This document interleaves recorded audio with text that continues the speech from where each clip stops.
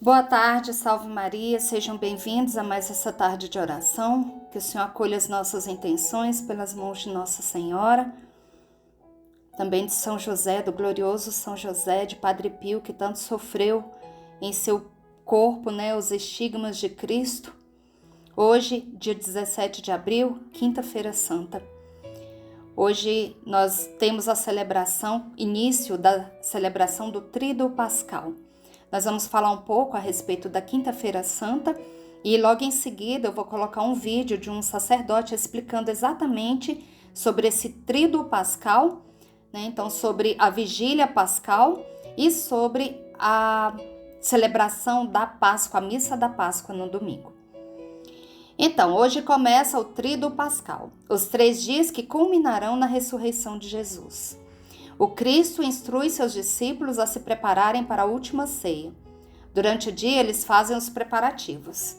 Na missa da Ceia do Senhor, que celebramos em nossas paróquias, recordamos e tornamos presente neste dia a última ceia que Jesus compartilhou com seus apóstolos. Estamos no andar superior com Jesus e os 12 e fazemos o que eles fizeram. Por meio do ritual de lavar os pés de 12 paroquianos, todos nós nos unimos no serviço de uns aos outros. Por meio da celebração desta primeira missa e da instituição da Sagrada Eucaristia, unimos-nos a Jesus e recebemos o seu corpo e o seu sangue como se fosse a primeira vez.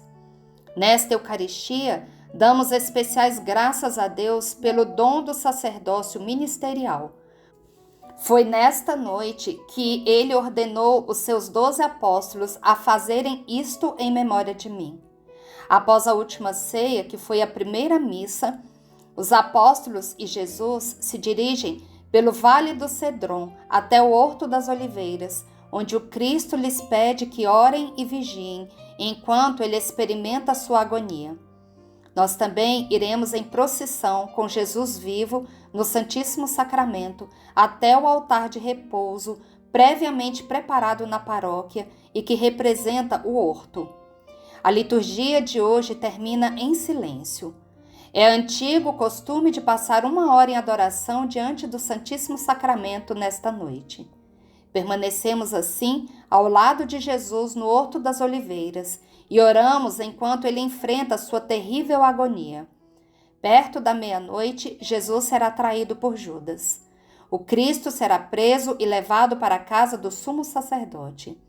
Também acontece a missa do Crisma, celebração na qual o bispo da diocese abençoa os santos óleos do Crisma dos enfermos e do batismo.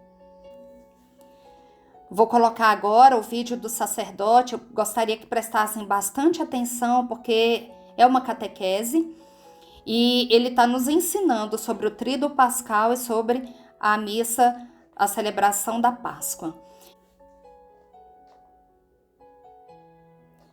Padre, se eu participar da Vigília Pascal no Sábado Santo, já vale como a missa de preceito do domingo?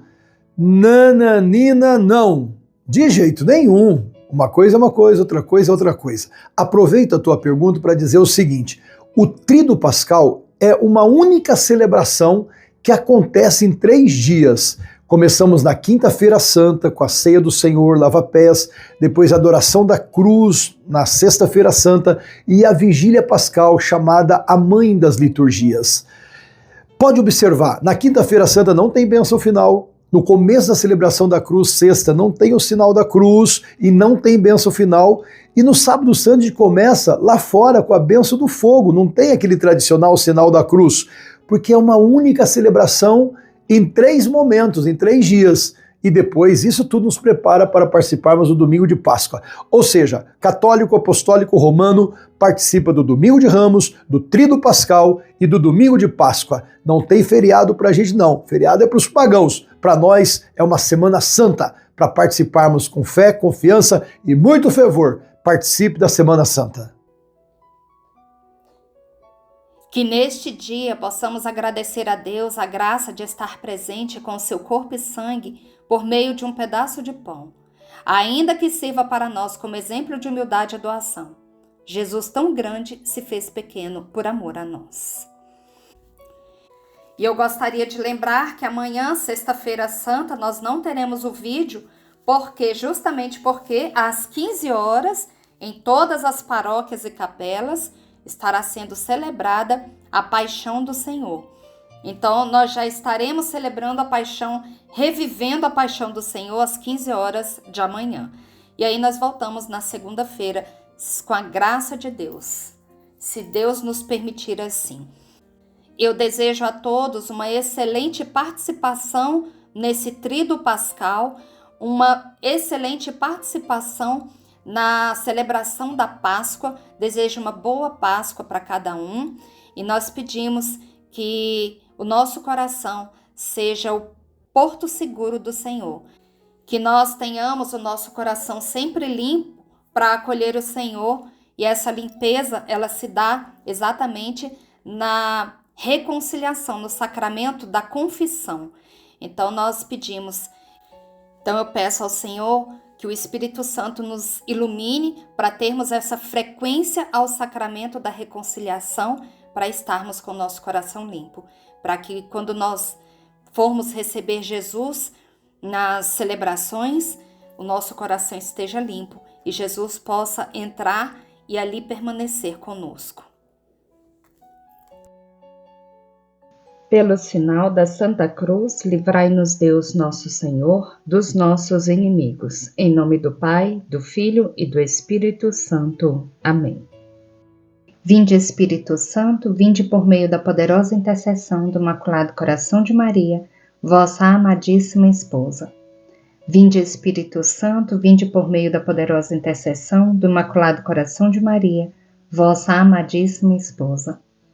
Vinde, Espírito Santo, vinde por meio da poderosa intercessão do Imaculado Coração de Maria, vossa amadíssima esposa. Pai nosso que estais nos céus, santificado seja o vosso nome, venha a nós o vosso reino, seja feita a vossa vontade, assim na terra como no céu.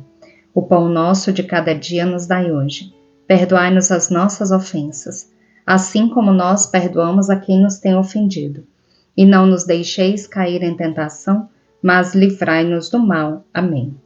Ave Maria, cheia de graça, o Senhor é convosco. Bendita sois vós entre as mulheres, e bendito é o fruto do vosso ventre, Jesus. Santa Maria, Mãe de Deus, rogai por nós, pecadores, agora e na hora da nossa morte. Amém.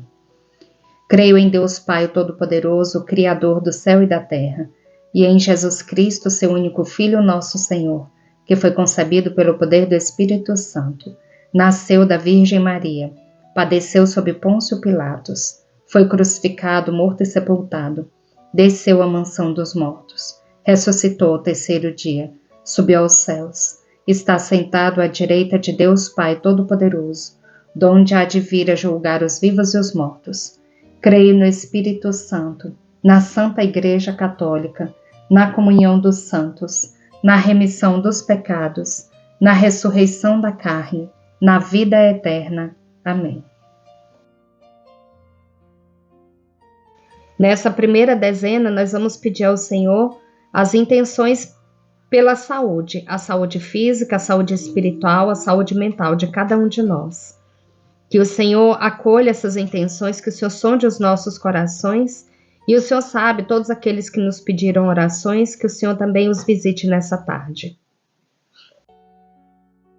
Eterno Pai, eu vos ofereço o corpo e o sangue, a alma e a divindade de vosso diletíssimo Filho, nosso Senhor Jesus Cristo, em expiação dos nossos pecados e dos do mundo inteiro. Pela sua dolorosa paixão, tende misericórdia de nós e do mundo inteiro.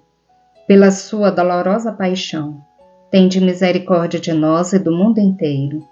Pela sua dolorosa paixão, tende misericórdia de nós e do mundo inteiro. Pela sua dolorosa paixão, tende misericórdia de nós e do mundo inteiro. Pela sua dolorosa paixão, tende misericórdia de nós e do mundo inteiro. Pela sua dolorosa paixão, tende misericórdia de nós e do mundo inteiro. Pela sua dolorosa paixão, tende misericórdia de nós e do mundo inteiro. Pela sua dolorosa paixão, tende misericórdia de nós e do mundo inteiro. pela sua dolorosa paixão, tende misericórdia de nós e do mundo inteiro. Pela sua dolorosa paixão, tende misericórdia de nós e do mundo inteiro. Nessa segunda dezena, eu quero pedir por todos os sacerdotes religiosos, pelas crianças, jovens, adolescentes, que o Senhor coloque anjos no caminho deles, que possa guiá-los sempre nos caminhos do bem, que os sacerdotes estejam realmente a serviço do Senhor, que não se desviem e que não levem a desviar toda uma comunidade. Que as crianças sejam protegidas na sua inocência, sejam protegidas no seu espírito, que elas estejam sempre inclinadas para Deus, sempre. Que o Senhor as abençoe e as proteja sempre. Eterno Pai, eu vos ofereço o corpo e o sangue, a alma e a divindade de vosso diletíssimo Filho, nosso Senhor Jesus Cristo, em expiação dos nossos pecados e dos do mundo inteiro. Pela sua dolorosa paixão, tende misericórdia de nós e do mundo inteiro. Pela sua dolorosa paixão, tende misericórdia de nós e do mundo inteiro.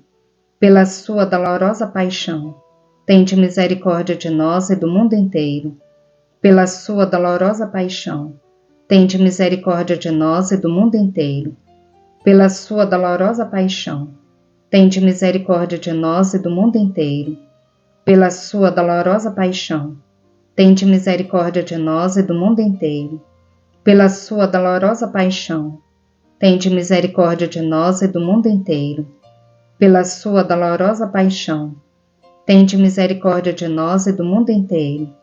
Pela sua dolorosa paixão, tende misericórdia de nós e do mundo inteiro. Pela sua dolorosa paixão, tende misericórdia de nós e do mundo inteiro. Nessa terceira dezena, nós vamos colocar pelo nosso Brasil, pedindo ao Senhor a graça da libertação, que o Senhor nos liberte do comunismo, da corrupção, das ideologias satânicas e de todo o mal. Que o Senhor proteja a nossa nação brasileira, nossa terra de Santa Cruz, de toda influência maligna. Nós vamos colocar também por todas as mulheres que pensam em abortar, que o Senhor não permita tamanha atrocidade, que o Senhor proteja todas as crianças, especialmente aquelas que estão no ventre de suas mães e que pensam no aborto. Eterno Pai, eu vos ofereço o corpo e o sangue, a alma e a divindade de vosso diletíssimo Filho, nosso Senhor Jesus Cristo, em expiação dos nossos pecados e dos do mundo inteiro. Pela sua dolorosa paixão, tende misericórdia de nós e do mundo inteiro. Pela sua dolorosa paixão, tende misericórdia de nós e do mundo inteiro. Pela sua dolorosa paixão, tende misericórdia de nós e do mundo inteiro. Pela sua dolorosa paixão, tende misericórdia de nós e do mundo inteiro. Pela sua dolorosa paixão, tende misericórdia de nós e do mundo inteiro. Pela sua dolorosa paixão, tende misericórdia de nós e do mundo inteiro. Pela sua dolorosa paixão, tende misericórdia de nós e do mundo inteiro. Pela sua dolorosa paixão, tende misericórdia de nós e do mundo inteiro. Pela sua dolorosa paixão, tende misericórdia de nós e do mundo inteiro. Pela sua dolorosa paixão, tende misericórdia de nós e do mundo inteiro. Nessa quarta dezena, nós vamos colocar os nossos filhos, sobrinhos, netos, sejam eles crianças, jovens ou adolescentes. Mas coloquemos especialmente as crianças, adolescentes e jovens que foram abandonados, que por algum motivo estão longe dos seus pais, que o Senhor os guie, que os anjos do Senhor, que as santas dominações estejam com elas e que as guias protejam todo o decurso de sua vida. Eterno Pai, eu vos ofereço o corpo e o sangue, a alma e a divindade de vosso diletíssimo Filho, nosso Senhor Jesus Cristo, em expiação dos nossos pecados e dos do mundo inteiro. Pela sua dolorosa paixão, tende misericórdia de nós e do mundo inteiro. Pela sua dolorosa paixão, tende misericórdia de nós e do mundo inteiro. Pela sua dolorosa paixão, tende misericórdia de nós e do mundo inteiro. Pela sua dolorosa paixão, tende misericórdia de nós e do mundo inteiro. Pela sua dolorosa paixão, tende misericórdia de nós e do mundo inteiro. Pela sua dolorosa paixão, tende misericórdia de nós e do mundo inteiro. Pela sua dolorosa paixão, tende misericórdia de nós e do mundo inteiro. Pela sua dolorosa paixão, tende misericórdia de nós e do mundo inteiro. Pela sua dolorosa paixão, tende misericórdia de nós e do mundo inteiro. Pela sua dolorosa paixão, tende misericórdia de nós e do mundo inteiro.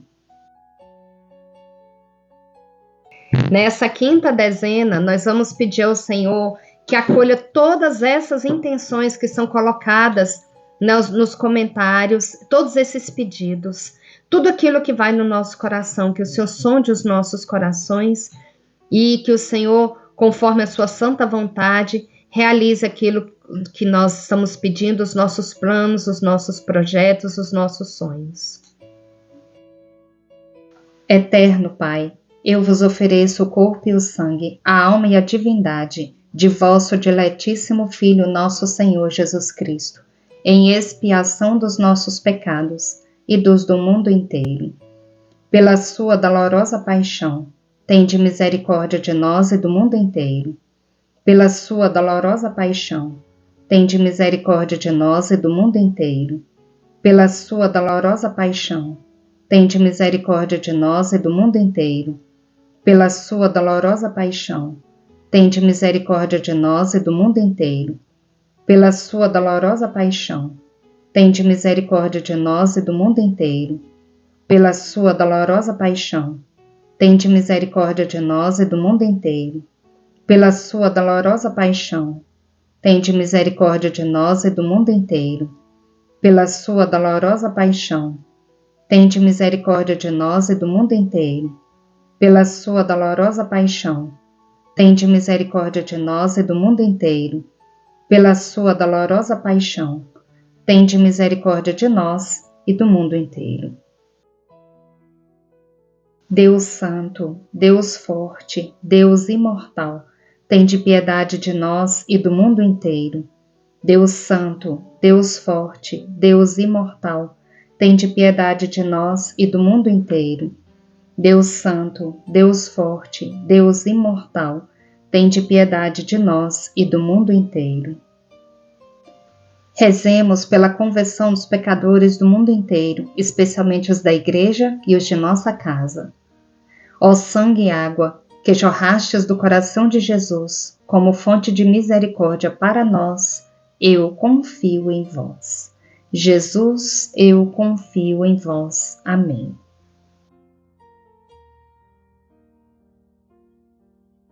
Agora vamos ouvir a meditação do Diário de Santa Faustina, com a Patrícia Mendes, missionária da Canção Nova.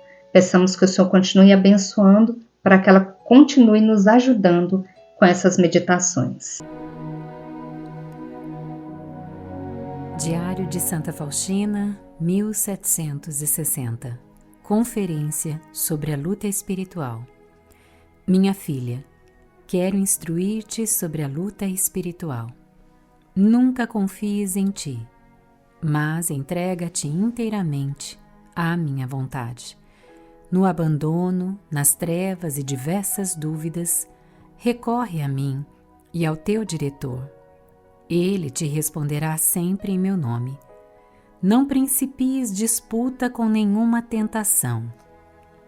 Encerra-te logo no meu coração e, na primeira oportunidade, abre-te diante do confessor. Coloca o amor próprio em último lugar, para que não macules as tuas ações. Com grande paciência, suporta-te a ti mesma. Não descuides das mortificações interiores. Justifica sempre em ti o ponto de vista das superioras e do confessor. Foge dos que murmuram, como da peste. Deixa que todos procedam como lhes aprouver. Tu procede como estou exigindo de ti. E essa é apenas uma parte desse número 1760 do Diário de Santa Faustina. Em outro momento nós vamos concluir essa reflexão. Mas apenas nessa primeira parte já são muitas as revelações que Deus faz a nós. Em primeiro lugar, Deus diz que quer nos instruir sobre a luta espiritual. Todos nós vivemos diariamente combates espirituais. A própria palavra de Deus diz que a nossa luta não é contra homens de carne e de sangue, mas contra os espíritos malignos que estão pelos ares. Nós não vemos, mas os espíritos malignos estão a todo momento querendo nos derrubar, nos tirar da vontade de Deus, nos distrair daquilo que é a vontade do Senhor para a nossa vida. Muitas vezes, na luta espiritual, no combate espiritual, o inimigo de Deus quer tirar a nossa paciência. O inimigo de Deus acaba roubando de nós aquilo que Deus já colocou em nós. E o Senhor vem nos instruir como nós devemos lutar espiritualmente. Em primeiro lugar, nunca confies em ti, mas entrega-te inteiramente à minha vontade.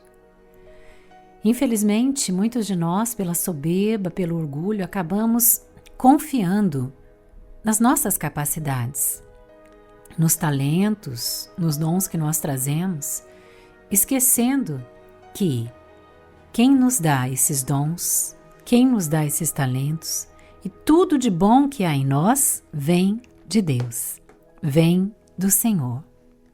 Nada é nosso, nada de bom que há em nós é realmente nosso, mas vem de Deus. Então tira a confiança de você. Confia inteiramente na vontade de Deus. E o Senhor nos dá essa ordem.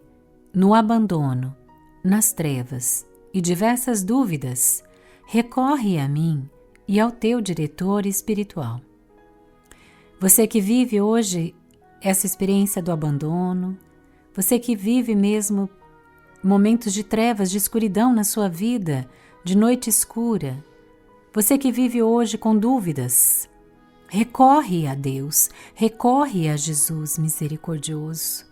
E como o Senhor já instruiu tantas vezes no Diário de Santa Faustina sobre a importância de termos um diretor espiritual, o ideal é que ele seja um sacerdote, ou pode ser um religioso, um monge, uma religiosa, uma freira, mas o importante é que essa pessoa possa nos dirigir espiritualmente, nos conduzir espiritualmente. Talvez o seu diretor espiritual esteja dentro da sua comunidade, você que é de uma comunidade de vida ou de aliança.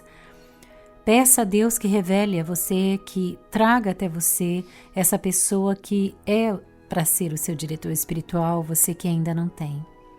E você que tem, busque a Ele nesses momentos de trevas, de dúvidas, de abandono. E é o próprio Jesus que garante, Ele te responderá sempre em meu nome. Não principies disputa com nenhuma tentação. Na hora da tentação, nós precisamos fugir, né? Diante de um cachorro muito bravo, que está ali acorrentado, ele não vai nos morder se nós não nos aproximarmos dele, não é verdade? Mas nós precisamos nos distanciar dele. Então encerra-te logo no meu coração, é o que Jesus lhe pede. E na primeira oportunidade, abre-te diante do confessor. E aqui mais uma vez, a importância do confessor. Como nós precisamos manter em dia a confissão. Meu querido, minha querida, que você se esforce para isso, se esforce para manter em dia a sua confissão, para se manter em estado de graça. Coloca o amor próprio em último lugar, para que não macules as tuas ações. Não podemos ser dodóis, né? Um cristão verdadeiro não pode ser dodói. Ai, tudo me fere. Qualquer palavra, até uma palavra que a pessoa diz um pouco mais alto, já fere você. Se a pessoa passou e não te cumprimentou, você já saiu ferido, ferida. Não. Coloca o amor próprio em último lugar. E procura olhar a pessoa com um olhar de misericórdia, com um olhar de amor. Aquela pessoa talvez naquele dia não está tão bem assim. E é você que precisa colocar ali o amor naquela situação. Nós precisamos ter mais sabedoria nos nossos relacionamentos. Com grande paciência, suporta-te a ti mesmo, suporta-te a ti mesma. Não descuides das mortificações interiores. Nós precisamos de mortificações. Nós precisamos nos esforçar. E aqui eu me lembro de um relato de Santa Teresinha no livro História de uma Alma. Ela que usava de pequenas situações para oferecer ao Senhor, porque ela reconhecia que ela não era capaz de oferecer grandes sacrifícios extraordinários. Então, ela usava das coisas do dia a dia, como, por exemplo, estar na capela no momento de oração com as outras irmãs e ela não recostar as costas no banco. Ela se mantinha em certa distância para oferecer mesmo ali aqueles longos momentos de oração a Jesus. Olha que algo simples, mas que profundo é. Quem não gosta de se sentar e recostar e se sentir confortável, descansado, até mesmo, para rezar? E ela usava desse simples exemplo para também nos ensinar e dizer, olha, talvez você não seja capaz de grandes sacrifícios, grandes mortificações, mas comece pelas pequenas coisas. E ela mesmo dizia que uma agulha que nós pegamos do chão, por amor a Jesus, pode salvar almas. Você tem colocado amor em tudo que você faz? Você, dona de casa, nessa comida que você precisa preparar e que para você já é um aborrecimento, é cansativo, é desgastante, todo dia a mesma coisa. Comece a colocar amor, coloque sentido nisso. Você, homem, no seu trabalho diário, que é a mesma coisa, que é repetitivo, coloca amor nisso que você faz. Ofereça. Faça um sacrifício a mais. Faça um suco para aquela pessoa que você sabe que gosta, um bolo, prepara aquele prato preferido, prepara ali a mesa, dê uma fruta. O Espírito Santo nos inspira o que a gente pode fazer. E muitas vezes deixar de fazer o que eu quero para estar com o outro, para ajudar o outro. O Espírito Santo vai revelar a você pequenas mortificações interiores que ninguém vai saber, só você e Deus. E aí sim, essa mortificação tem sentido. Deixa que todos procedam como lhes aprouver. Tu procede como estou exigindo de ti. E aqui um grande ensinamento para nós. Não se compare. Não se compare com o outro. Mas o outro não faz, ele não reza, ele não oferece sacrifícios, ele não faz jejum, ele não reza. Não, é você e Deus. Um dia você terá que prestar contas a Deus da sua vida, de cada ato. Não é ele, não é ela. Ela terá que prestar contas dos atos dela. Ele terá que prestar contas da vida dele. E você terá que prestar contas da sua vida. Então, tudo é entre você e Deus. Você e Deus. Deixa que todos procedam como lhes aprouver. Tu procede como estou exigindo de ti. Bendigamos ao Senhor, demos graças a Deus. Rezemos agora o terço do amor, pedindo ao Senhor a libertação das almas do purgatório, que o Senhor tenha misericórdia e que elas sintam o alívio através das nossas orações. Pai nosso que estais nos céus, santificado seja o vosso nome, venha a nós o vosso reino, seja feita a vossa vontade, assim na terra como no céu. O pão nosso de cada dia nos dai hoje. Perdoai-nos as nossas ofensas, assim como nós perdoamos a quem nos tem ofendido. E não nos deixeis cair em tentação, mas livrai-nos do mal. Amém. Ave Maria, cheia de graça, o Senhor é convosco. Bendita sois vós entre as mulheres, e bendito é o fruto do vosso ventre, Jesus. Santa Maria, Mãe de Deus, rogai por nós, pecadores, agora e na hora da nossa morte. Amém. Creio em Deus Pai Todo-Poderoso, Criador do céu e da terra, e em Jesus Cristo, seu único Filho, nosso Senhor, que foi concebido pelo poder do Espírito Santo, nasceu da Virgem Maria, padeceu sob Pôncio Pilatos, foi crucificado, morto e sepultado, desceu à mansão dos mortos, ressuscitou ao terceiro dia, subiu aos céus, está sentado à direita de Deus Pai Todo-Poderoso, donde há de vir a julgar os vivos e os mortos. Creio no Espírito Santo, na Santa Igreja Católica, na comunhão dos santos, na remissão dos pecados, na ressurreição da carne, na vida eterna. Amém. Nessa primeira dezena, nós vamos colocar pelas almas de todos os nossos antepassados, pelas almas de todos os irmãos que passaram por essa hora da misericórdia, que rezaram conosco, também por todos aqueles que morreram de forma súbita, que o Senhor acolha todas essas almas. Doce coração de Jesus, sede meu amor. Doce coração de Maria, sede a minha salvação. Jesus, Maria, eu vos amo, salvai almas. Jesus, Maria, eu vos amo, salvai almas. Jesus, Maria, eu vos amo, salvai almas. Jesus, Maria, eu vos amo, salvai almas.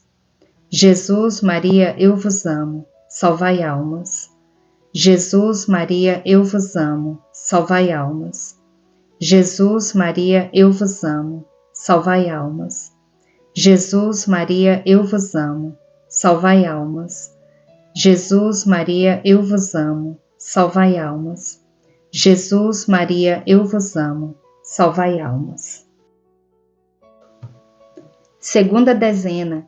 Rezemos pelas almas dos sacerdotes, religiosos, missionários e consagrados que ainda se encontram no purgatório. Doce coração de Jesus, sede meu amor. Doce coração de Maria, sede a minha salvação. Jesus, Maria, eu vos amo, salvai almas. Jesus, Maria, eu vos amo, salvai almas. Jesus, Maria, eu vos amo, salvai almas. Jesus, Maria, eu vos amo, salvai almas. Jesus, Maria, eu vos amo, salvai almas. Jesus, Maria, eu vos amo, salvai almas. Jesus, Maria, eu vos amo, salvai almas. Jesus, Maria, eu vos amo, salvai almas. Jesus, Maria, eu vos amo, salvai almas. Jesus, Maria, eu vos amo, salvai almas. Terceira dezena, rezemos pelas almas dos nossos vizinhos falecidos e por todas as almas abandonadas e esquecidas no purgatório. Doce coração de Jesus, sede meu amor. Doce coração de Maria, sede a minha salvação. Jesus, Maria, eu vos amo, salvai almas.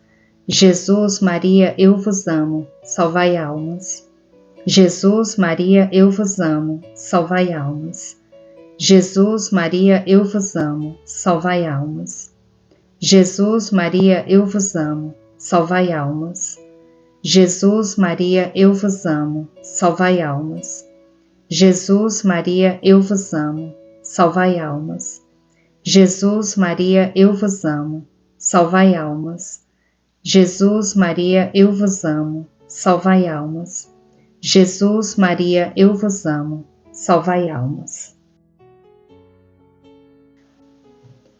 Quarta dezena. Rezemos pelas almas dos sacerdotes falecidos que passaram pela nossa vida.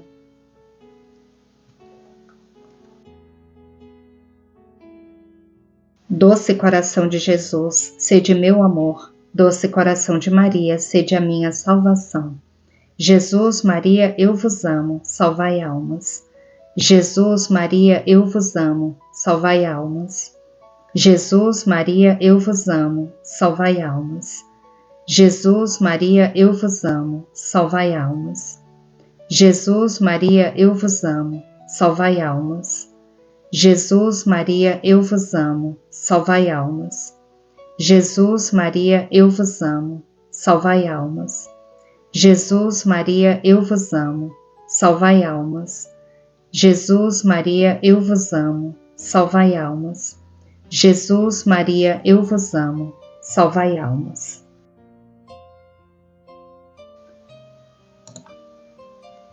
Quinta dezena, rezemos pelas almas dos suicidas. Doce coração de Jesus, sede meu amor. Doce coração de Maria, sede a minha salvação. Jesus, Maria, eu vos amo, salvai almas. Jesus, Maria, eu vos amo, salvai almas. Jesus, Maria, eu vos amo, salvai almas. Jesus, Maria, eu vos amo, salvai almas. Jesus, Maria, eu vos amo, salvai almas. Jesus, Maria, eu vos amo, salvai almas. Jesus, Maria, eu vos amo, salvai almas. Jesus, Maria, eu vos amo, salvai almas. Jesus, Maria, eu vos amo, salvai almas. Jesus, Maria, eu vos amo, salvai almas. Sagrado coração de Jesus, fazei com que eu vos ame cada vez mais. Sagrado coração de Jesus, fazei que eu vos ame cada vez mais. Sagrado coração de Jesus, fazei que eu vos ame cada vez mais. Amém.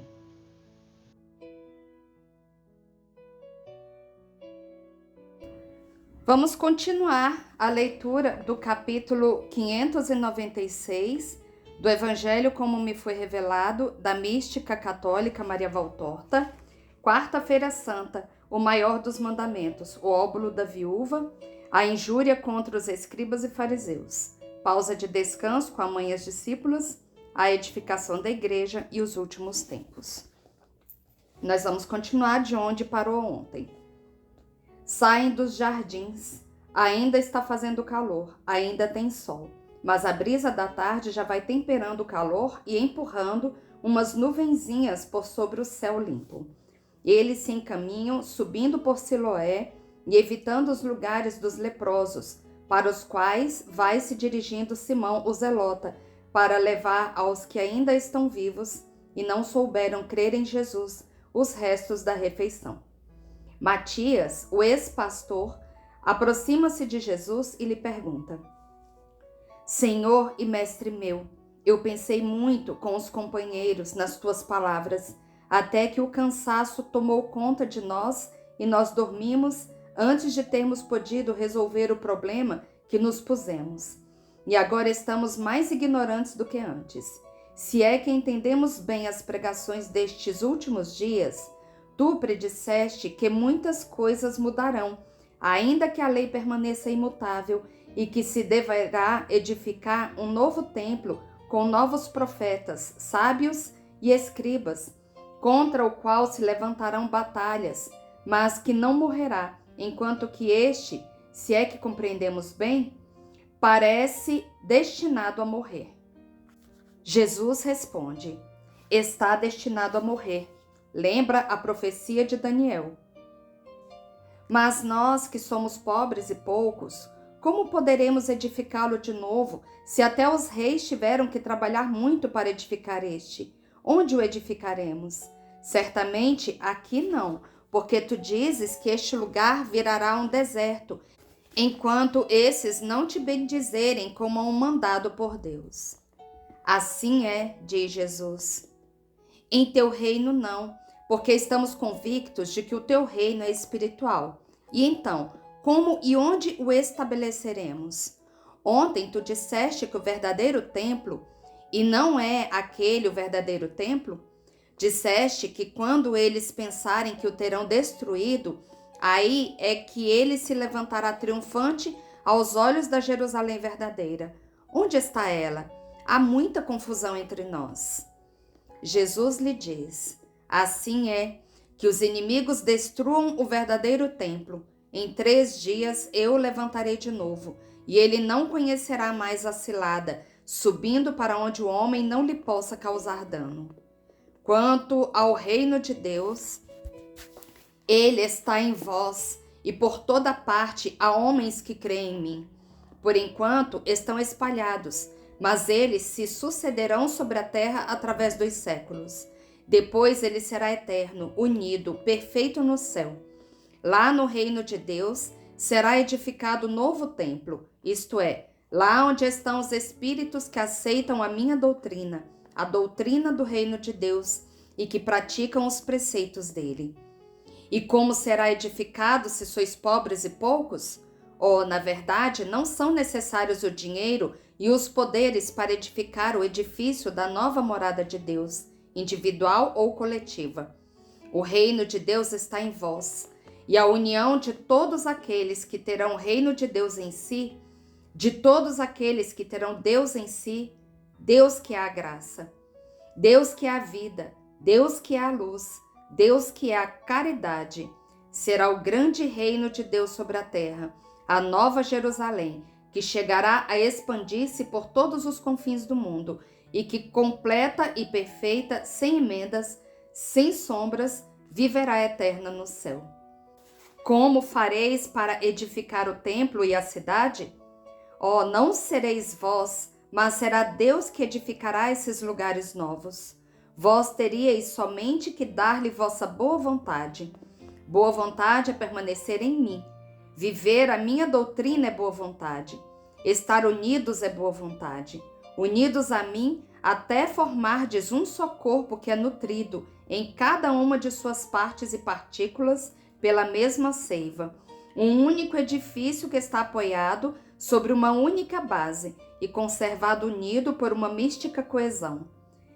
Mas como sem a ajuda do Pai, que eu vos ensinei a pedir, e que eu pedirei para vós antes de morrer, vós não poderíeis estar na caridade, na verdade, na vida, isto é, ainda em mim e comigo, em Deus Pai e em Deus Amor, porque nós somos uma única divindade. Por isso eu vos digo que tenhais a Deus em vós, para poderdes ser o templo que não conhecerá fim. Por vós mesmos não poderíeis fazer. Se Deus não edifica e não pode edificar onde não pode ter a sua morada, inutilmente os homens se agitam para edificar e reedificar. O templo novo, a minha igreja, surgirá somente quando o coração hospedar Deus e ele convosco, como pedras vivas, edificará a sua igreja. Iscariotes interrompe. Mas tu não disseste que Simão de Jonas é o chefe dela, a pedra sobre a qual se edificará a tua igreja? E não nos fizeste compreender também que tu és a pedra angular dessa igreja? Então quem é o chefe dessa igreja?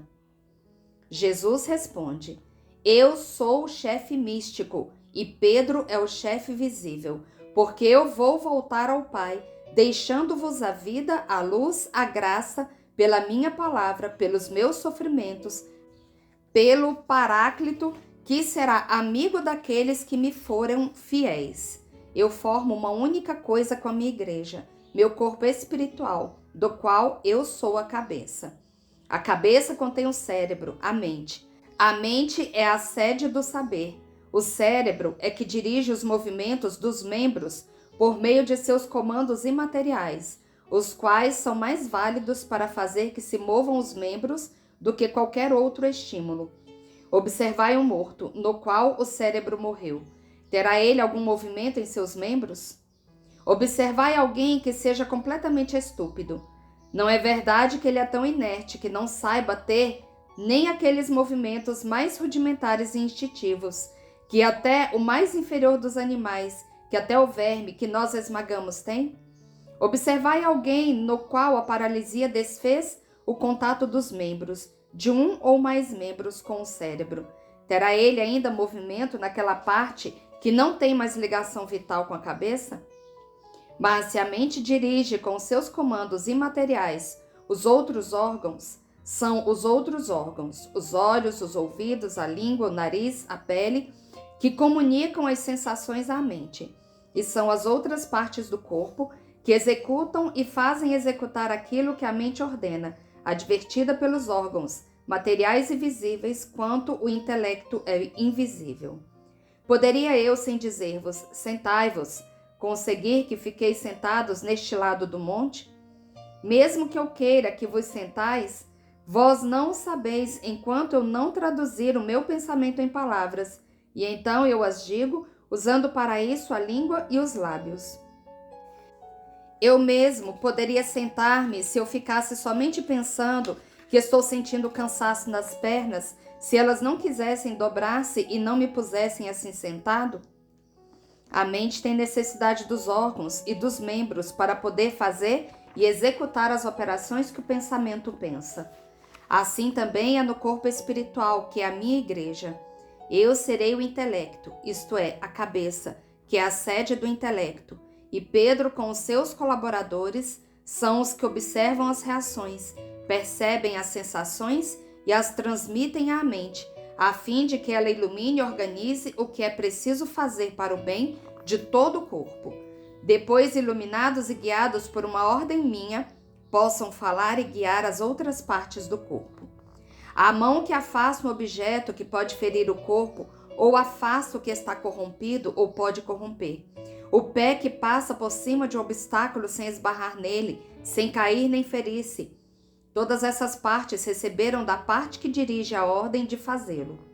O menino e até o homem que se salvou de um perigo ou que há uma vantagem de qualquer tipo, instrução, bons negócios, casamento, boa aliança graças a um bom conselho recebido ou para uma boa palavra dita, é por aquele conselho e por aquela palavra que não se prejudicou ou se beneficiou. Assim será na igreja. O chefe e os chefes, guiados pelo divino pensamento e iluminados pela divina lei, instruídos pela palavra eterna, darão as ordens e os conselhos, e os membros os porão em prática e obterão a saúde espiritual e uma vantagem espiritual. A minha igreja já é assim, porque já possui o seu chefe sobrenatural e o seu chefe divino, e tem os seus membros, que são os discípulos. Ela é ainda pequena, por enquanto. É como um germe que se forma, perfeita unicamente no chefe que a dirige, e imperfeita no resto, que ainda tem necessidade de um toque de Deus para ficar perfeita e do tempo para crescer. Mas em verdade eu vos digo que ela já o é, e que é santa por aquele que é o seu chefe e pela boa vontade dos justos que a compõem. É santa e invencível. Contra ela se apresentará 1.000 vezes, e com 1000 formas de batalha, o inferno feito de demônios e de homens demônios, mas não prevalecerão. O edifício será firme. Mas o edifício não é feito de uma só pedra. Observai o templo, lá, vasto, belo ao sol que se põe. É feito talvez de uma só pedra? É um complexo de pedras que formam um todo único e harmônico. Ele se chama o templo, ou seja, uma unidade. Mas essa unidade é feita das muitas pedras que a compuseram e formaram. Teria sido inútil fazer os fundamentos se eles não tivessem depois que sustentar as paredes e o teto, se sobre eles não se tivesse que erguer as paredes para sustentarem o teto. Se antes não tivessem sido feitos, em primeiro lugar, os fundamentos sólidos e proporcionais para uma construção maciça e de grandes dimensões. Assim, com esta dependência das partes uma da outra, é que surgirá também um templo novo. Pelos séculos vós o edificareis, apoiando-o sempre sobre os fundamentos que eu lhe dei, perfeitos, e nas proporções requeridas por sua amplidão. Vós o edificareis sob a direção de Deus, servindo-vos das coisas a serem usadas para levantá-lo, espíritos que são a morada de Deus. Deus mora nos vossos corações, para fazer deles pedras polidas e sem fendas para um templo novo. Será o seu reino estabelecido com as suas leis no vosso espírito.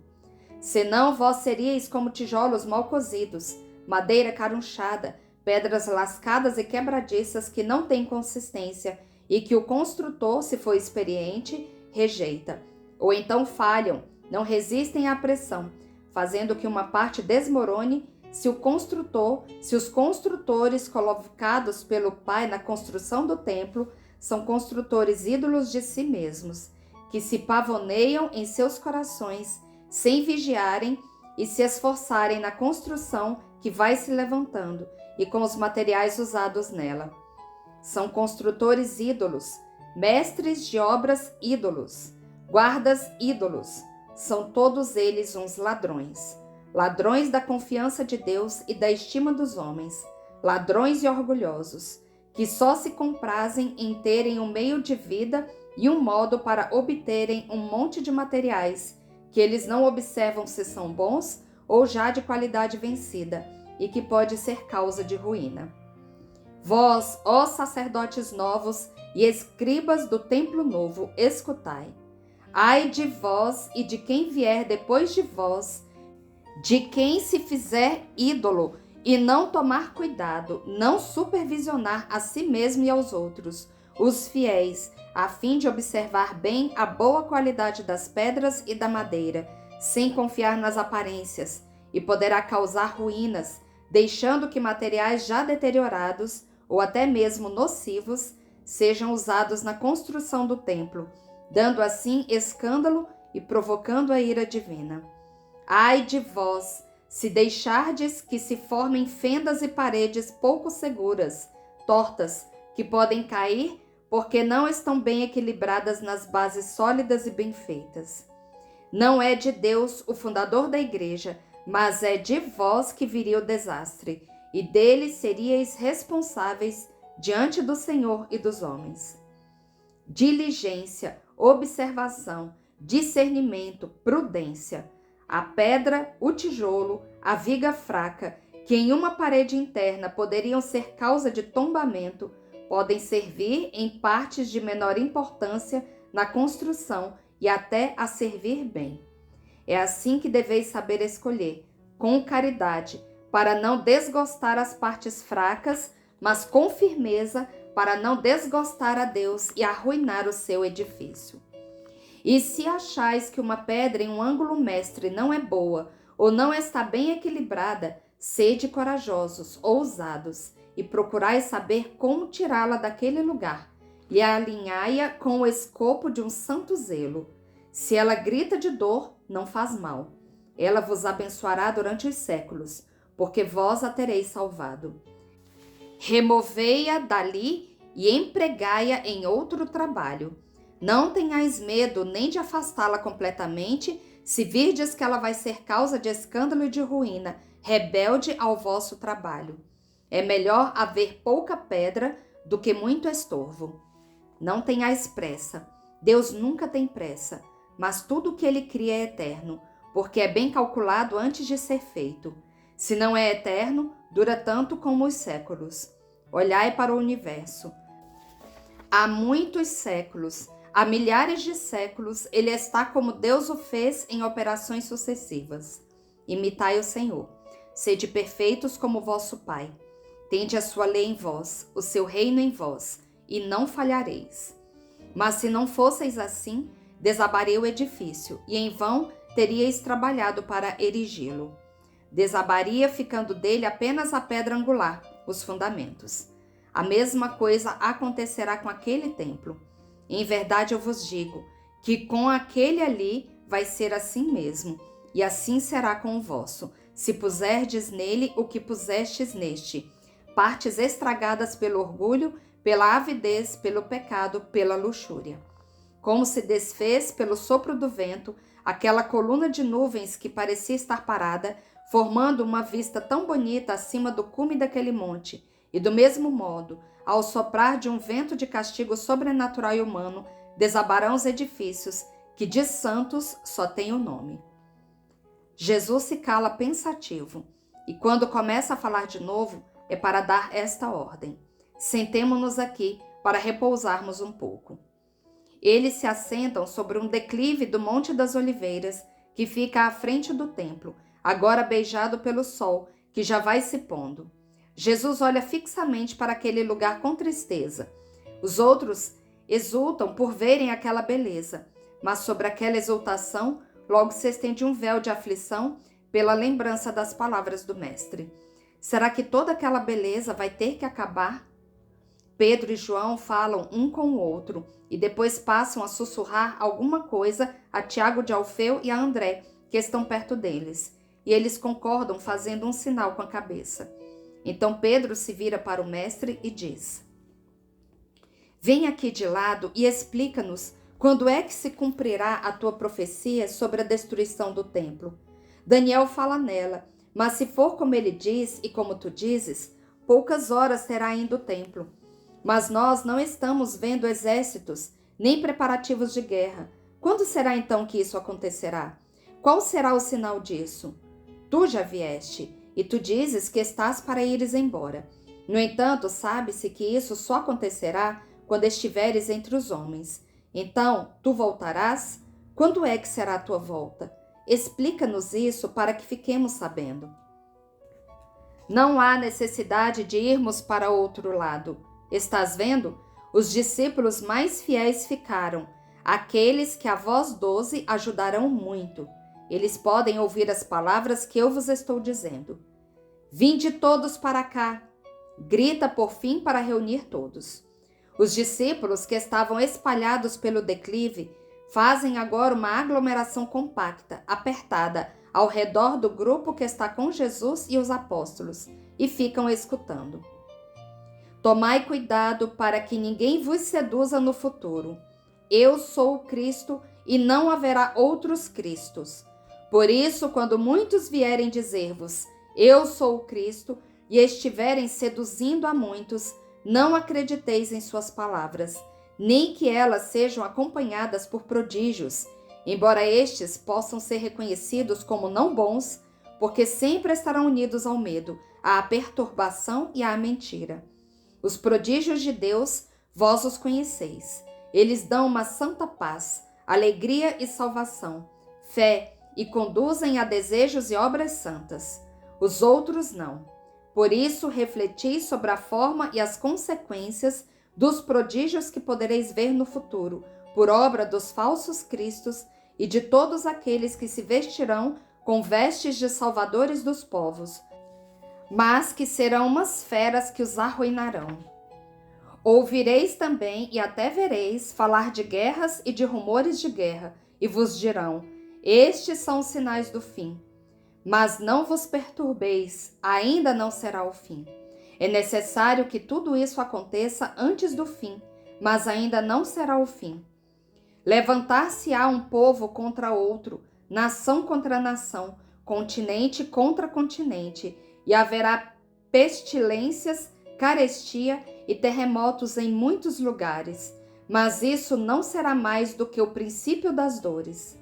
Então vos lançarão no meio da tribulação e vos matarão, acusando-vos de serdes os culpados pelos sofrimentos deles, esperando sair disso com a perseguição e a destruição dos meus servos.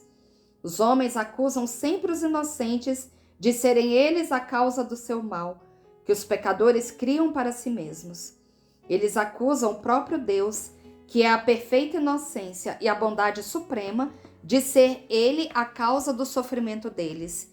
E assim também farão convosco, e vós sereis odiados por causa do meu nome. E será ainda Satanás que os está assolando, e surgirão falsos profetas, que induzirão muitos ao erro. E ainda será Satanás o verdadeiro autor de tantos males, e com a multiplicação da iniquidade se esfriará a caridade de muitos. Mas quem tiver perseverado até o fim será salvo. E é preciso que antes este evangelho do reino de Deus seja pregado em todo o mundo, como um testemunho diante de todas as nações. Então virá o fim.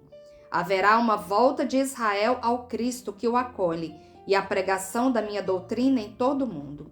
Depois virá um outro sinal, um sinal do fim do templo e do fim do mundo.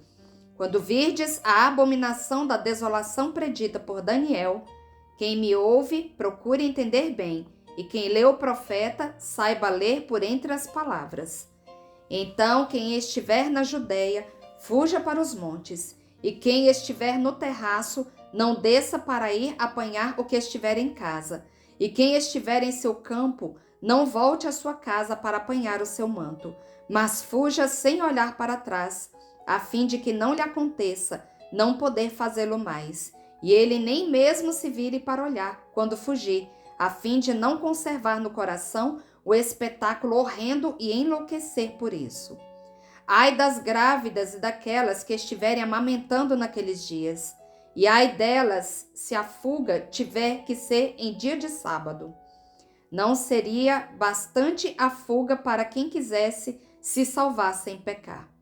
Rezai, pois, para que não aconteça no inverno e em dia de sábado, porque a tribulação será grande, como nunca houve desde o princípio do mundo até essa hora, nem haverá nunca mais outra semelhante, porque essa será a última. Se não fossem abreviados aqueles dias em atenção aos eleitos, ninguém se salvaria, porque os homens satanazes se aliarão ao inferno para atormentar os homens. E já então, para corromper e arrastar para fora do caminho justo, aqueles que se conservarem fiéis ao Senhor, surgirão os que dirão assim: o Cristo está lá, o Cristo está aqui, está em tal lugar, ei-lo, é este. Não creiais, ninguém creia, porque surgirão falsos cristos e falsos profetas, que farão prodígios e portentos tais, que induzirão ao erro, se isso fosse possível, até os eleitos, e ensinarão doutrinas em aparência tão consoladoras e boas, que seduziriam até os melhores, se com eles não estivesse o Espírito de Deus, que os iluminará sobre a verdade ou sobre a origem satânica de tais prodígios e doutrinas. Eu vou-lo digo, eu vou-lo ensino, para que vós possais acautelar-vos, mas não tenhais medo de cair. Se estiverdes de pé, firmes no Senhor, não sereis arrastados às tentações e à ruína. Lembrai-vos disso que eu vos disse. Eu vos dei o poder de caminhar sobre serpentes e escorpiões, e sobre todo o poder do inimigo, e nada vos fará mal, porque tudo vos estará sujeito. Eu vos faço lembrar também que, para conseguirdes isso, deveis ter Deus em vós, e deveis alegrar-vos, não porque dominais as potências do mal e as coisas venenosas, mas porque o vosso nome está escrito no céu. Permanecei no Senhor e em sua verdade. Por isso ainda eu vos repito, qualquer coisa que vos disserem de mim, não creiais. Somente eu é que disse a verdade. Somente eu é que vos digo que o Cristo virá, mas quando chegar o fim. Por isso, se vos disserem, ele está lá no deserto, não vades lá.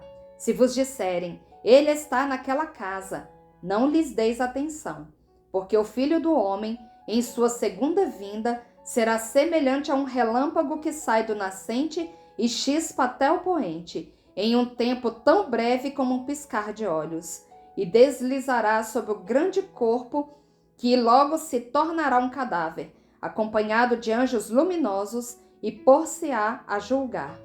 No lugar, seja onde for em que estiver o corpo, lá se reunirão as águias.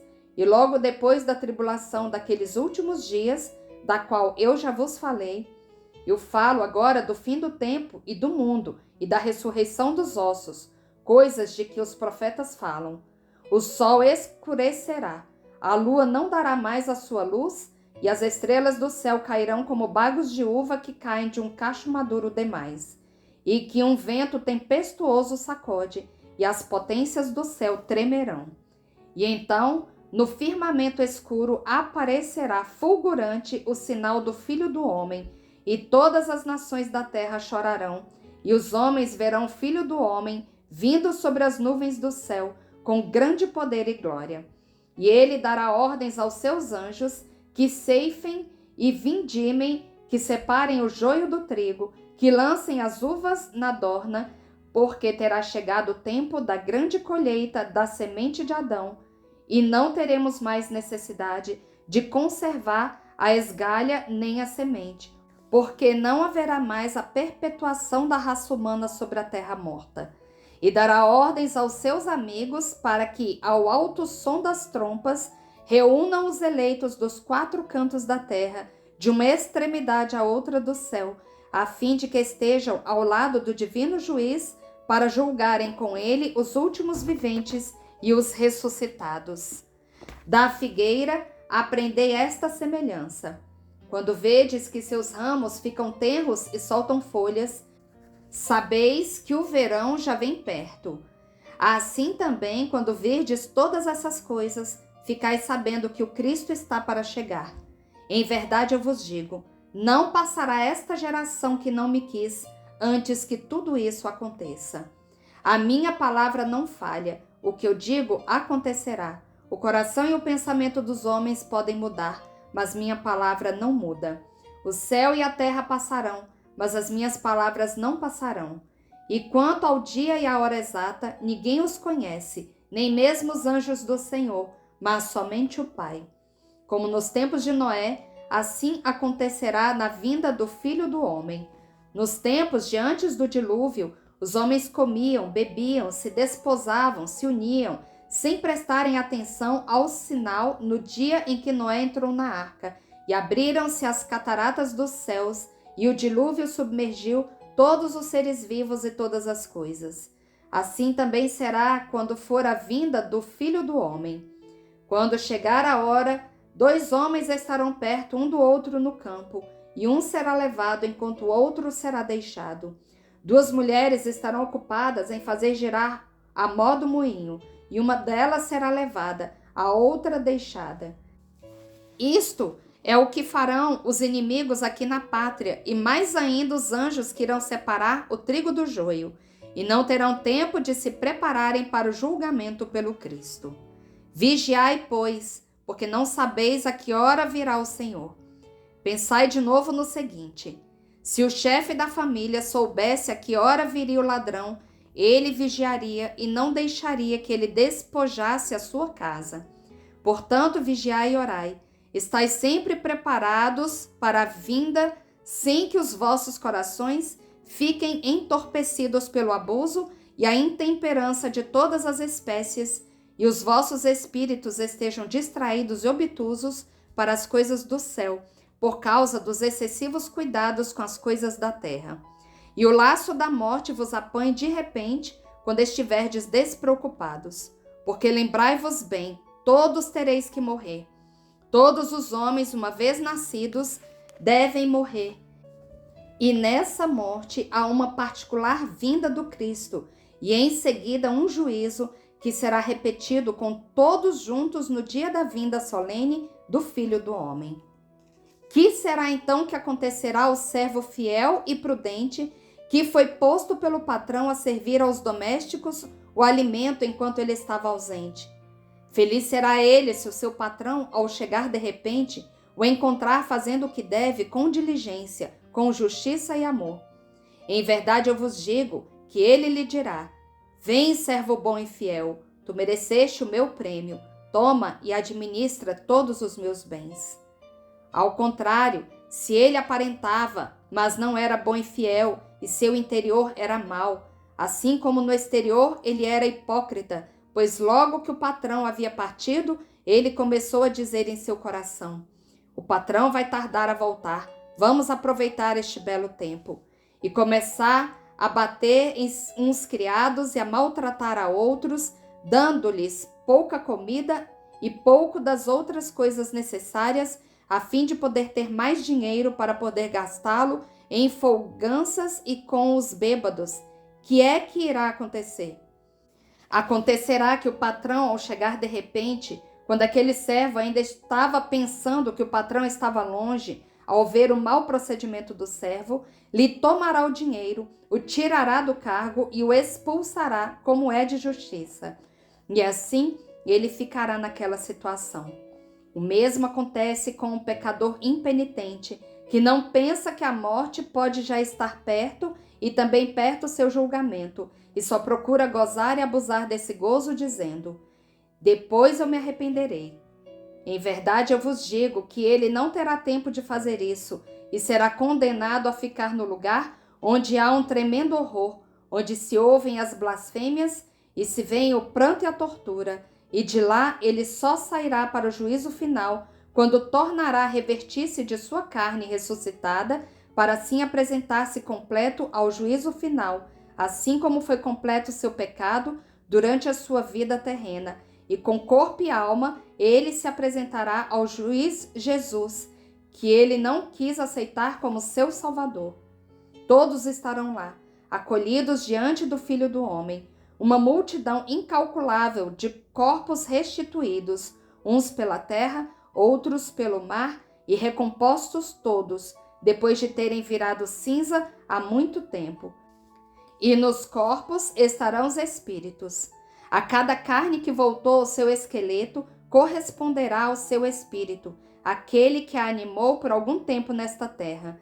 E estarão todos aprumados diante do Filho do Homem, que estará esplendente em sua divina majestade, sentado no trono de sua glória e assistido pelos seus anjos. E ele separará os homens uns dos outros, pondo de um lado os bons e do outro os maus, como um pastor que separa as ovelhas, pondo-as à direita e os cabritos à esquerda.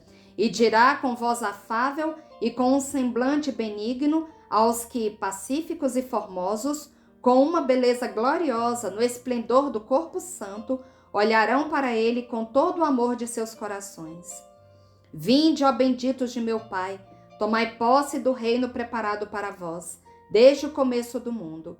Porque eu tive fome e me destes de comer, tive sede e me destes de beber, fui um peregrino e me hospedastes, estive nu e me vestistes, doente e me visitastes, estava prisioneiro e fostes levar-me conforto. E os justos lhe perguntarão: quando foi, Senhor, que te vimos com fome e te demos de comer, te vimos com sede e te demos de beber? Quando foi que te vimos peregrino e te acolhemos, te vimos nu e te vestimos, e te vimos enfermo ou encarcerado e te fomos visitar? E o Rei dos Reis lhes dirá: em verdade eu vos digo, quando fizestes uma daquelas coisas a um daqueles menores entre os meus irmãos, foi a mim que o fizestes. E depois o juiz se voltará para aqueles que estiverem à sua esquerda e lhes dirá, com o rosto sério e com os olhares que serão como flechas que fulminarão os réprobos, e em sua voz ressoará a ira de Deus: fora daqui, longe de mim, ó malditos, ide para o fogo eterno, preparado pelo furor de Deus, para o demônio e para os anjos das trevas, e para aqueles que lhes deram ouvidos, quando eles lhes falavam na libidinagem tríplice e obscena. Eu tive fome e não me destes de comer, tive sede e não me destes de beber, estive nu e não me vestistes, fui peregrino e me repelistes, estive doente e encarcerado e não me visitastes. Porque vós só conhecieis uma lei, a do prazer do vosso eu. E eles lhe dirão: quando foi que te vimos com fome, com sede, nu, peregrino, enfermo ou encarcerado? Em verdade, nós não te conhecemos, não estávamos presentes quando estiveste sobre a terra. E ele lhes responderá: é verdade, vós não me conhecestes, porque não estáveis lá presente quando eu estive sobre a terra. Mas vós conhecestes a minha palavra e tivestes no meio de vós os esfaimados, os sedentos, os nus, os doentes, os encarcerados. Por que é que não fizestes a eles o que talvez teríeis feito a mim? Pois quem disse que aqueles que me tiveram em seu meio fossem misericordiosos para com o Filho do Homem? Não sabeis que nos meus irmãos estou eu, e que onde estiver sofrendo um desses meus irmãos menores, sou eu que lá estou, e que o que tiverdes deixado de fazer a um desses meus irmãos menores, foi a mim que o deixastes de fazer, a mim, o primogênito dos homens? Ide queimai em vosso egoísmo, ide que vos envolvam as trevas e o gelo, pois trevas e gelo é o que fostes, mesmo conhecendo onde é que estava a luz e o fogo do amor. E eles irão para o suplício eterno, enquanto os justos entrarão na vida eterna. Estas são as coisas futuras. Agora ide, e não vos separeis uns dos outros. Eu vou com João e voltarei a vós lá pela metade da primeira vigília para a ceia, e para irmos depois às nossas instruções. Judas lamenta-se. Nesta tarde também, todas as tardes faremos isso? Eu estou já entorpecido pelas orvalhadas que apanhei. Não seria melhor entrar logo em alguma casa hospitaleira? Estamos sempre por baixo de tendas, sempre acordados e nas noites que são frias e úmidas. Jesus responde: esta é a última noite, amanhã será diferente. Eu achava que quisesses ir para o Getsêmani todas as noites, mas se é a última... Eu não disse isto, Judas. Eu disse que será a última noite que passaremos no campo dos Galileus todos juntos. Amanhã prepararemos a Páscoa e consumiremos o cordeiro, e depois eu vou sozinho rezar no Getsêmani, e vós podereis ir fazer o que quiserdes. Pedro diz: Mas nós viremos contigo, Senhor. Quando foi que tivemos vontade de deixar-te? Iscariotes diz: Tu cala-te, porque és o culpado. Tu e Zelota não fazeis nada mais do que ficardes esvoaçando para cá e para lá logo que o mestre desaparece. Eu tenho os olhos sobre vós, no templo, no dia das tendas lá em cima. Iscariotes está alegre por estar denunciando. Basta, se eles assim fazem, fazem bem, mas não me deixeis sozinho, eu vou-lo peço. Zelota diz: Senhor, não fazemos nada de mal, podes crer, as nossas ações são conhecidas por Deus, e os seus olhares não se desviam delas com desgosto. Jesus diz: Eu sei, mas é inútil, e o que é inútil pode ser prejudicial. Estai unidos o mais que puderdes. Depois ele se vira para Mateus. Tu, meu bom cronista, repetirás a eles a parábola das 10 virgens sábias e das 10 estultas, e aquela do patrão que deu uns talentos a 3 dos seus servos para que eles os fizessem render, e 2 deles ganharam o dobro, enquanto que o preguiçoso foi enterrar o seu. Tu te lembras? Sim, meu senhor, exatamente. Então repete-a para eles. Nem todos as conhecem, e mesmo que eles a saibam, terão prazer em ouvi-la de novo. Passai assim em sábias dissertações o vosso tempo até a minha volta. Velai, velai. Tende desperto o vosso espírito. Aquelas parábolas são adequadas também ao que eu disse. Adeus, a paz esteja convosco. Jesus toma João pela mão e se afasta com ele, indo rumo à cidade. Os outros se dirigem para o campo dos Galileus. E assim cessa a visão de Maria Valtorta. E encerramos finalmente esse capítulo 596. Bendigamos ao Senhor, demos graças a Deus. Encerramos mais essa tarde de oração, pedindo a Nossa Senhora, através dessa Salve Rainha, que nos ajude a caminhar neste vale de lágrimas, que nos ajude a sermos conformados com aquilo que o Senhor quiser nos mandar, pedindo apenas a força, que o Senhor nos ajude a ter a força de caminhar e de fazer a sua santa vontade. Salve Rainha, Mãe de Misericórdia, vida, doçura e esperança nossa, salve. A vós bradamos os degredados filhos de Eva, a vós suspiramos gemendo e chorando neste vale de lágrimas. Eia, pois, advogada nossa, esses vossos olhos misericordiosos a nós ouvei. E depois deste desterro, mostrai-nos Jesus, bendito o fruto do vosso ventre. Ó clemente, ó piedosa, ó doce sempre Virgem Maria. Rogai por nós, Santa Mãe de Deus, para que sejamos dignos das promessas de Cristo. Amém. Estivemos e sempre estaremos reunidos em nome do Pai, do Filho e do Espírito Santo. Amém. Mais uma vez eu desejo uma excelente participação no Tríduo Pascal, uma excelente celebração de Páscoa. Tenham um abençoado final de semana. Até segunda-feira, se Deus quiser.